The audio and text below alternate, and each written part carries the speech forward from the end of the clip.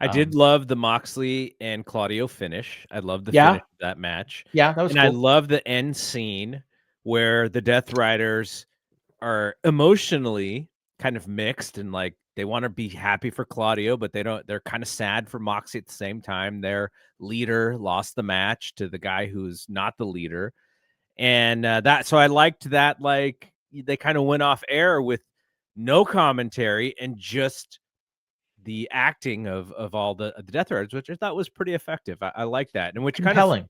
Yeah. kind of leads into what our main topic is on this show, Mhm. which is you have started a conversation that Moxley turning babyface, which is this eventual thing that we think is going to happen, that it's not believable because of how sadistic he was, and unless something happens to shape the turn, you're kind of like at odds with what they're doing right now.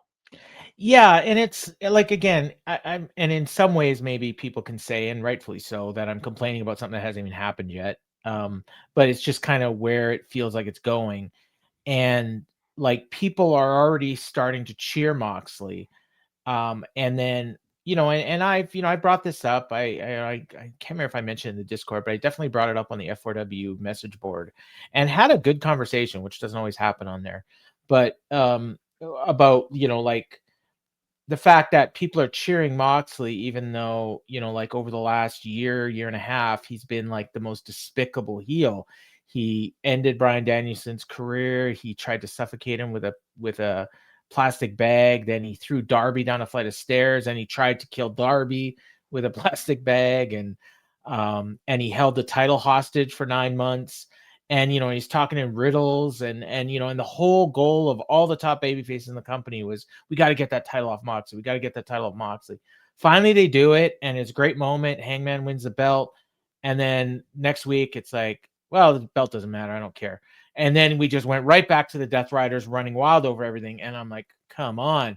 And then and so we get all that, but you figure, okay, I thought it's been obvious for probably about 2 months now.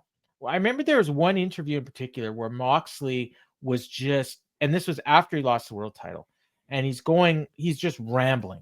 And the guys are behind him, where they used to be like, yeah, like, and they're just kind of looking at him and almost like rolling their eyes, like that they're not buying this anymore. And yet, Moxie's still going. And then but he's still doing stuff like he attacked Cole Cabana. He choked him out, hung him from the top rope.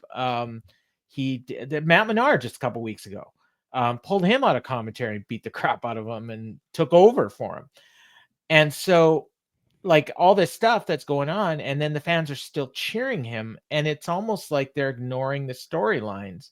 And then when you talk to the fans, and again, I brought it up and people responded like, well, fans in 2025 don't just go and play their role and cheer for the baby faces and boo the heels. They cheer who they like, and they like Moxley because he's the man, he's the ace. And I'm like, I just wish they would tell a story to get me to do that. But that's historical though. Like Ric Flair Yeah, was yeah. constantly cheered as a heel.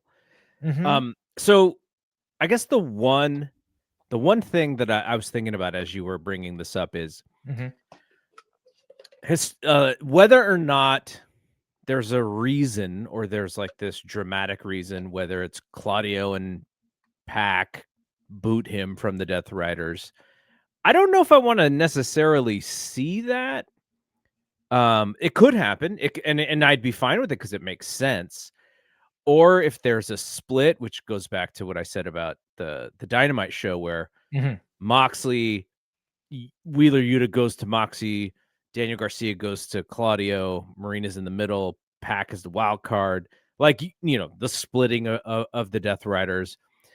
But historically, when people have turned babyface kind of organically, and this isn't even really organically because that the loss to Hangman kind of sets it up in the fans' eyes as this could possibly be happening. Fans are pretty smart, Mhm. and sometimes it's just time, and the fans kind of do the turn for you because they just like the person. And you were mentioning how earlier when we were talking about this, like historical ones in the past, like why did this person turn? Well, Randy Savage in '87 after Ricky Steamboat, and then they create the Mega Powers.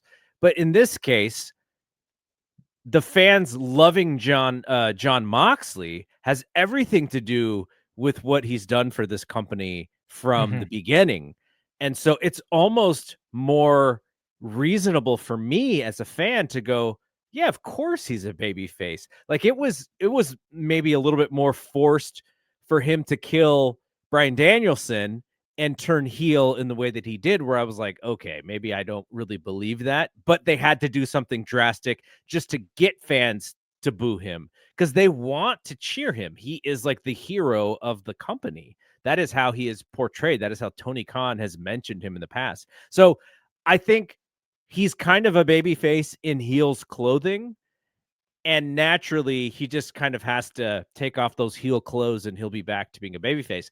But storyline wise, what you're saying, I do think there is a slice of fans who will be dissatisfied if there's not like a reason for him to come back and turn babyface. Well, yeah, and again, like, and the part of the reason I feel like this is because we just saw. Okay, look at the Young Bucks. So they were kind of similar to Moxley in that, like, everybody actually loves the Young Bucks, right? Like, they're the reason AEW exists. They've been the top tag team in the world for, God, 15 years or something. And then when they turned heel, they had to be so over the top dramatic with it in order to actually get fans to boo them.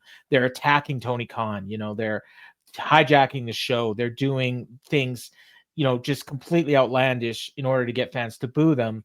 And then, fast forward to after they lost their EVP status, then you have them getting their comeuppance where they start making fun of them in commentary, and they're showing like no pyro, and they got the goofy try-ons and stuff, and they have no money, and we both hated it. I hate. And Oh my gosh, I hate it. It's. I right, thought it was one of the worst things that they've ever done. right. And yet when you talk to fans, they're like, "Oh, this is great because now they're getting their comeuppance. It's gonna be so awesome when they turn babyface." And it's like, wait. How do you go from that to being a babyface? So then, like, right after all that happens, then you have Jungle Boy returns. And for some reason, he hates the Young Bucks, even though the last time they were on screen together, they are best friends. We have no idea why, except there's something happened on BTE that explains why Jungle Boy was mad at them. So he churns on them, turns babyface, and then a month later, the Young Bucks turn babyface by saving him. And I'm like, what is going on? And then I'm like, are we going to get something like this with Moxley? And the one thing that gives me hope is Jon Moxley is a smart guy, Yep. and I don't think Jon Moxley is going to allow that to happen to his character. So I think he will give himself a reason. He sees that fans are cheering him. He understands.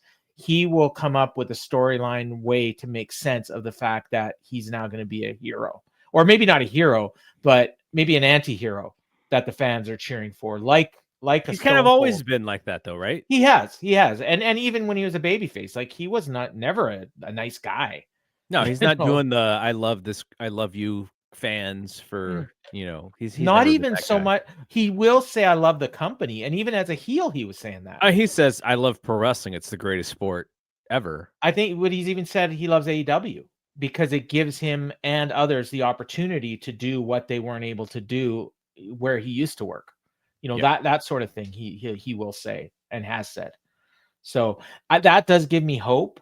I worry about the fans, and part of the reason is, and you've said this before, and I've agreed, the fans will their hardcore fan base will accept anything, Just about and anything, yeah. yeah, so they don't. Yeah, you're right. Yeah, just about anything, and there are stuff that they've rejected, and yeah. Caster and Bowens.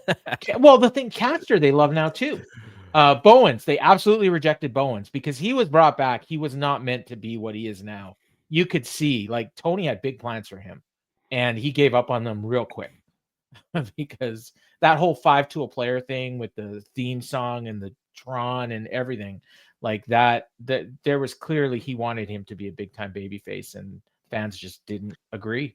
So there's one other thing that I think we should bring up that makes this different from some of the heel turns of the past or the babyface turns of the past is that these dudes are just on TV so much week Yes. after week after week after week.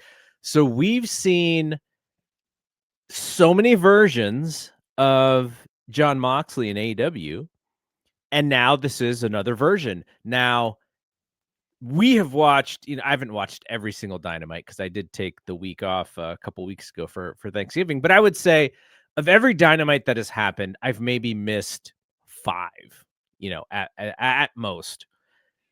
There are some fans who didn't watch the first year of Dynamite or the first 2 years of Dynamite or the first 3 years of Dynamite, or they didn't start watching until HBO Max came along with the show. So to them, maybe he hasn't been on TV forever like to us. So that is a different viewpoint, because I remember when I would be reading the Observer, the old Observers, Dave would say stuff like, well, WWF just thinks that they have a brand new audience every 3 years. And that's kind of how they book is, fans age out and new fans come in. And so if Hulk Hogan had body slammed Andre the Giant, in 1980 or whenever it was, then you can just say that he's never done it or Andre's never been slammed, because by 1987 you have a whole new audience. And that was kind of the idea. I don't So think I don't think they were wrong. I think most fans watching had no idea. I didn't know.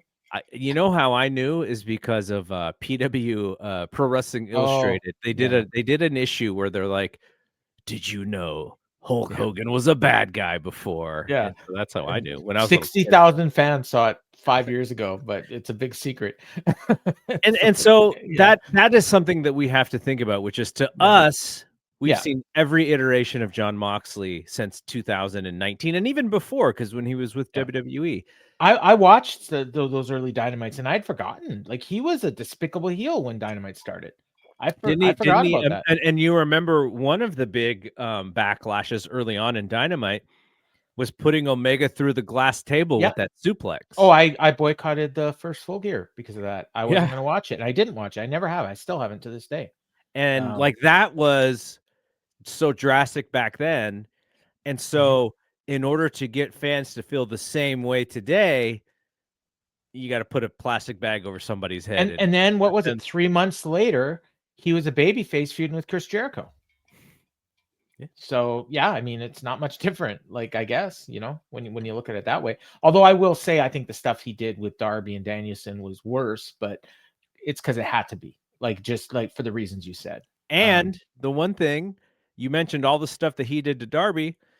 Darby also set this man on fire. Yeah, and he murdered his best friend who somehow came back to life.